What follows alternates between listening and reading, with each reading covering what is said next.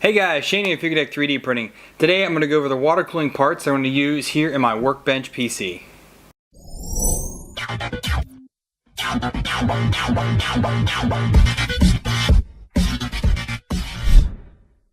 So welcome back guys. So essentially this is like part 3 of this multi-part series that I'm doing on building this computer. This is going to be my new Workbench PC, which is going to be displayed up here on the wall behind me. So you'll be able to see it in my videos as a nice little backdrop piece. So you've already seen the video where I went over all the hardware, and you've already seen the video of my time lapse and a little bit of talking about this initial build, so it got me up to this point.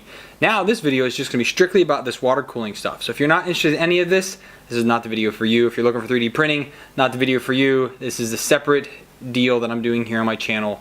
I hope you guys enjoy this. Okay, so when you're water cooling a PC, I don't know how many of you out there have done it. I've done it in probably dozens of PCs nowadays, and I've been featured in magazines, and I've been featured on websites, and I've done vlogs, I've done blogs about all of this. I've done all kinds of things about water cooling, but I've never done any type of video like this where I actually talk about the water cooling components. Now the water cooling in this build is going to be pretty simple. Right now I just have a RAM block and a CPU block on here. The RAM block I'm not sure I'm actually going to keep because it does have some damage to it, and the CPU block will most likely stay unless I change it out with a different one that I have. But probably these are going to be the ones I'm going to use. These are both from EK, and this is their Supremacy series of EK water blocks, of their water blocks for motherboards. So here is the stuff that I had to buy. So the first thing we need is the radiator. This is an XS PC. Whew, that took me a couple times to take. And this is their E series, I believe it is. It's a multi-port, so there's actually 6 ports up here, so you can take your tubing in the front, out the back, vice versa, or just through the side, the top here,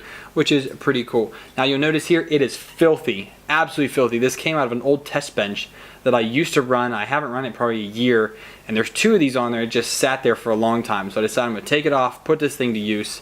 So this is going to be the main radiator. This takes 3 120mm fans, which means this is a 360 radiator, and this fits perfectly on the case, right like so. That's where it'll sit. So we have the radiator, and this is used to effectively cool the water back down before it's cycled back to your component, whatever it happens to be, and that component reheats the water, goes to the radiator, cools back down, etc., etc.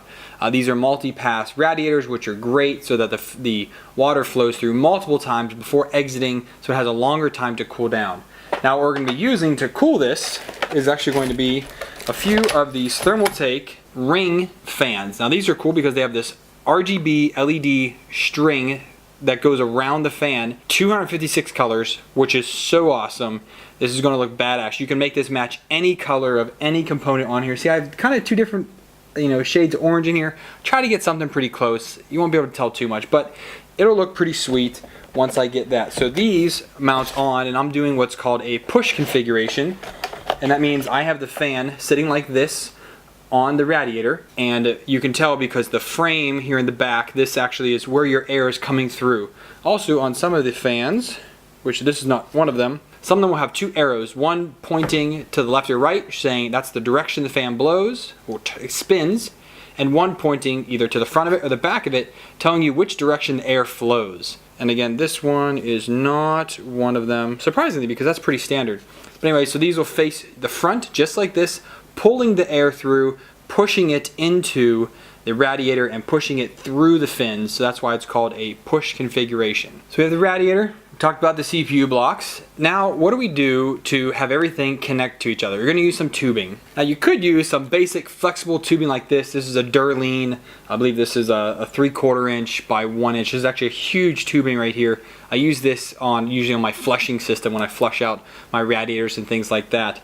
So we're not going to be using that this time though. I'm going to be using right here, this is rigid tubing. So this rigid filming is from Primo Chill, and this one is a OD of 1/2 inch. So you have to use a special type of fitting when you use this rigid tubing, and that is this style of compression fitting. So you have the fitting itself, and you have the coupler, and then you have a wee little gasket that goes around the tubing. So you actually put this coupler on, you put the gasket on, then you slap this onto the end of it, and you screw this down, and the pressure will compress the gasket, which actually will hold in that tubing really nice and tight, so you don't have to worry about it popping off. So these are what we use to connect each of the components, and it will be using the rigid tubing. If you wanted to use just regular 1/2 inch barbs or 3 inch barbs, you just want to get plastic, any Duralene. I recommend Duralene because it's a very good tubing.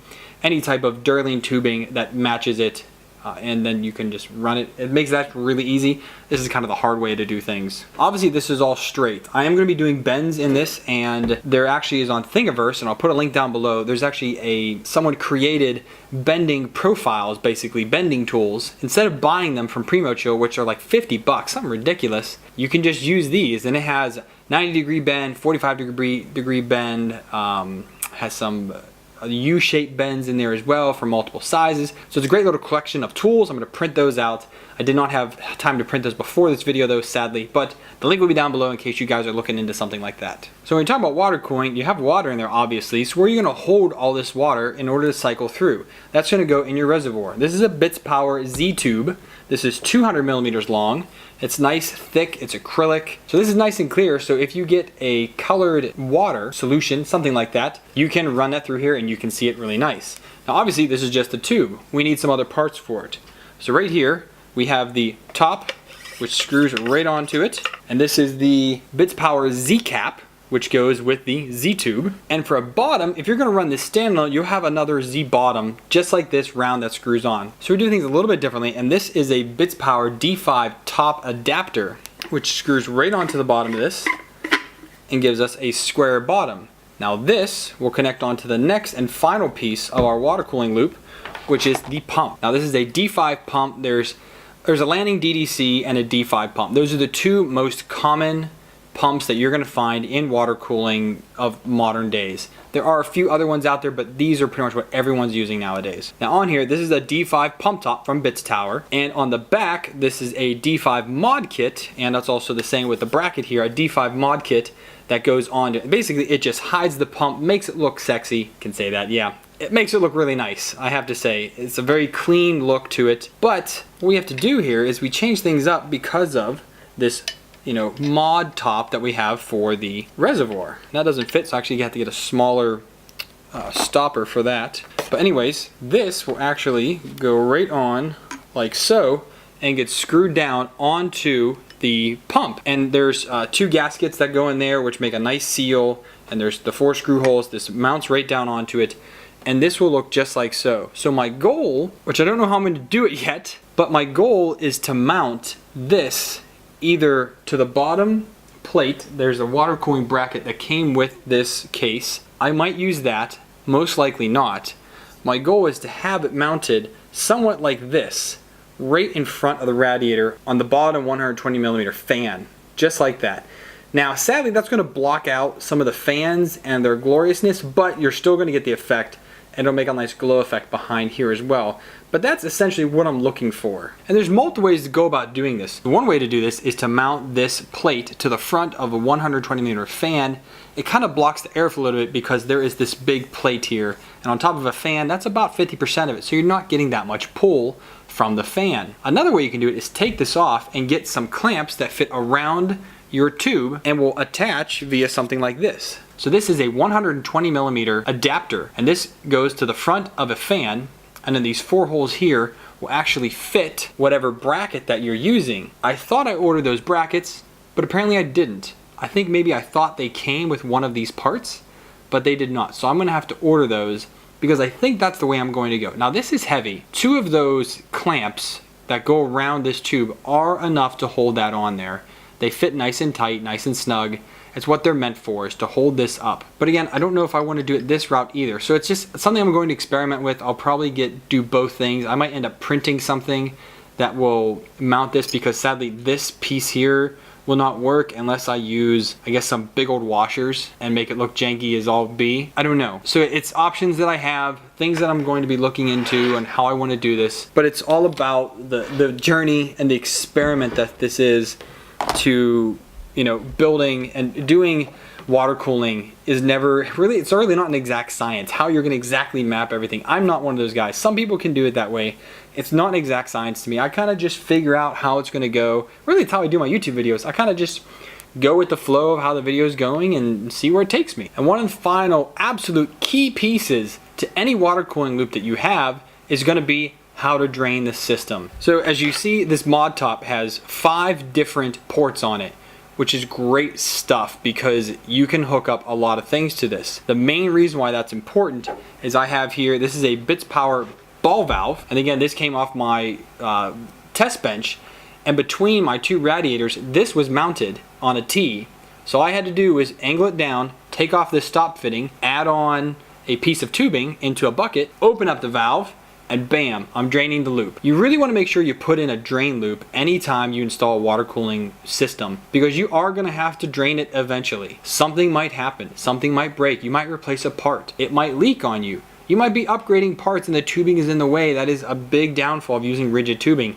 It's there and it's stuck. You have to drain to do anything. If you're using flexible tubing, you might be able to move it around a little bit without hurting anything to install your new part. Getting RAM in, obviously, I have to take the whole thing apart in order to replace my RAM. But if I had new RAM that used the same block and I was using flexible tubing, I could just unscrew it from the RAM and let it hang and then install my new RAM and then mount it back on. So as you can see, there are benefits to it and there's not. There's actually less benefits to it than regular old floppy tubing, simply because rigid tubing looks awesome, and if you can pull it off right, it looks amazing. But pulling it off right is the challenge. I do have rigid tubing in my main gaming PC upstairs. It's okay, but I didn't have those nifty little bending things that I'm gonna have for this one. So again, this ball valve will somehow be attached to the side of this pump. So anytime I need to drain anything, just attach a piece of tubing to this, open it up, and let it flow out. So that's pretty much all the parts you're gonna need. I will have a few of these 90-degree fittings or some Q fittings, some 4-way, some T's. It just depends on what I'm doing, how I'm gonna be routing everything. So the tubing on this is gonna be really simple. It's all pretty much contained up here, simply because I don't have water cooling blocks for these graphics cards, which is a bummer. Maybe one day I will upgrade to different graphic cards. I'll upgrade my gaming ones. I'll bring those down here because those are fully, they have full coverage water blocks from EK. Maybe I'll take those off, upgrade that upstairs, put those cards on here instead,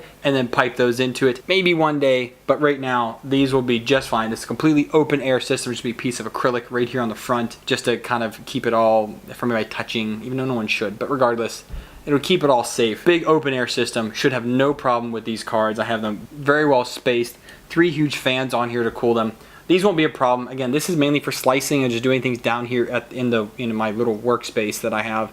Not any major gaming is going to be going on down here. All right, guys, so that really sums up the water cooling that's going to be going into this system. I hope this was instructive for some of you looking to get into water cooling. If you have any questions, leave me some questions down below. I'm happy to answer you. You can send me a message either via YouTube, you can comment down below, or you can send me a message to my personal Facebook or to my Fugatech Mods Facebook page. All those links are down below, so feel free to contact me. I'm more than happy to help anybody out. And if you guys did enjoy this video, hit that like button. If you didn't, you don't want to see anything like this, hit the dislike. Let me know down below. Did I say something incorrect? I might have. I've been out of the loop for quite a while. I just know the simple things.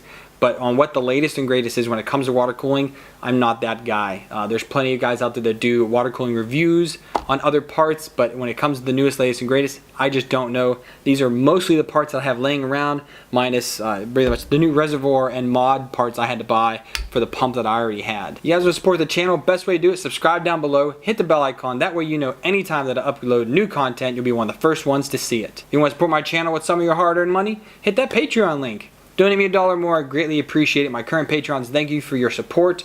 You guys make this great, and I appreciate you guys helping me out. Otherwise, you can help me out without using your money. Down below, there's lots of affiliate links. Good, update your bookmarks, do your daily shopping with things like my Amazon link. All that comes back, helps me buy things for the channel, and help grow the content. Hope you guys enjoyed this video. Hope you enjoy the series. Until next time, happy printing.